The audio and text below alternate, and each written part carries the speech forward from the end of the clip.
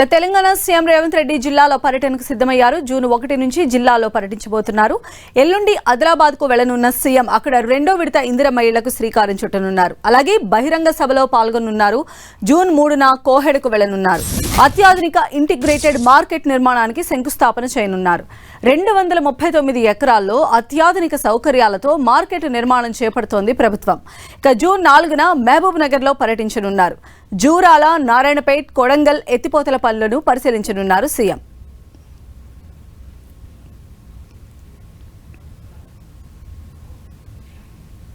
నార్లాపూర్, వట్టెం, ఎదురా రిజర్వాయర్ల సందర్శన కూడా చేయబోతున్నారు సీఎం. ఓవరాల్ అప్డేట్స్ అందించడానికి మా ప్రతినిధి తిరుపతి చారి మనకు అందుబాటులో ఉన్నారు. చారి,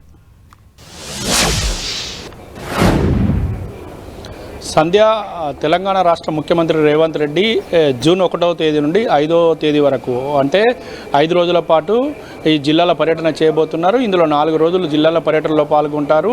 ఇక హైదరాబాద్లో జరిగే జూన్ 2వ తేదీ ఇటు అవతరణ దినోత్సవ వేడుకల్లో పాల్గొంటారు. మొత్తానికైతే సీఎం ఈ జూన్ 1 నుంచి 5వ తేదీ వరకు బిజీగా గడపనున్నట్లుగా మనకు సమాచారం అందుతుంది. అయితే ఇప్పటికే జూన్ 1వ తేదీ నుండి ముఖ్యమంత్రికి సంబంధించిన షెడ్యూల్ ఖరారు అయిపోయింది. ఎల్లుండి అంటే ఆదిలాబాద్కు సీఎం రేవంత్ రెడ్డి వెళ్తారు. అక్కడ ఇందిరమ్మ ఇళ్ళ రెండో విడత పథకాలకు సంబంధించి శ్రీకారం చుడతారు. అదేవిధంగా అక్కడ జరిగే బహిరంగ సభలో పాల్గొని అక్కడ ప్రజలను ఉద్దేశించి ప్రసంగిస్తారు. మొత్తానికి 3వ తేదీన కోహెడకు సీఎం రేవంత్ రెడ్డి వెళ్తారు.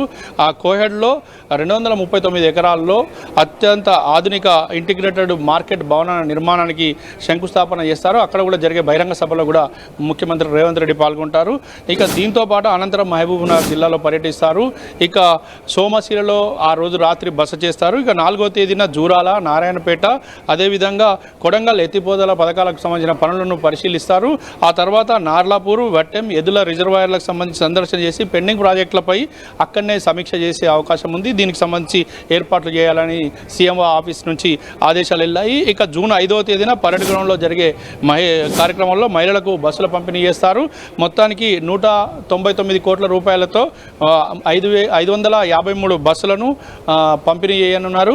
ఇది మహిళా సంఘాలకు బస్సులను కొనుగోలు చేసి ఆర్టీసీలో అద్దెకు నడిపే విధంగా ఈ బస్సులను వాళ్ళకి మహిళలకు అందించబోతున్నారు. మహిళల సంఘానికి మొత్తానికైతే సీఎం జూన్ 1వ తేదీ నుండి 5వ తేదీ వరకు బిజీగా గడిపే అవకాశం ఉంది. అలానే ఈ తెలంగాణ ఫార్మేషన్ డేని కూడా పురస్కరించుకొని ఇప్పటికే అంటే గవర్నమెంట్ సైడ్ నుంచి రావాల్సినటువంటి లబ్ధిదారులు లేకపోతే సంక్షేమ కార్యక్రమాలు వీటికి సంబంధించి కూడా స్ట్రీమ్ అప్ చేసేటువంటి అవకాశాలు ఎంతవరకు ఉండొచ్చు?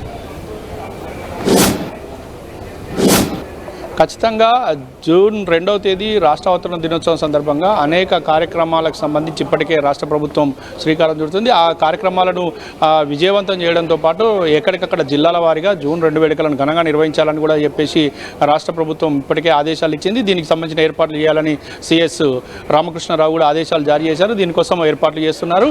హైదరాబాద్తో పాటు జిల్లాలో కూడా ఏర్పాట్లు జరుగుతున్నాయి. అయితే ఈరోజు ప్రత్యేకంగా ఇటు కుటుంబాలకు సంబంధించిన రైతు కుటుంబాలకు సంబంధించిన జీవిత బీమా కార్యక్రమాలు, అదేవిధంగా యువతకు సంబంధించిన కార్యక్రమాలను కూడా అమలు చేసేందుకు అవసరమైన ప్రకటన చేస్తారని ఒకవైపు వార్తలు వస్తున్నాయి. సంధ్య, తిరుపచారి, అంటే ఇప్పుడు జూన్ 1 నుంచి 5 వరకు ఉన్నటువంటి స్కెడ్యూల్లో ఆయన ఏ ప్రాంతాల్లో మెయిన్గా సందర్శించవచ్చు? అంటే సాగునీటి ప్రాజెక్టులు, మహిళలకు సంబంధించినవి కాకుండా ఇంకా ఇతర వర్గాలకు సంబంధించి ఏమైనా కార్యక్రమాల్లో పాల్గొనే అవకాశం ఉందా?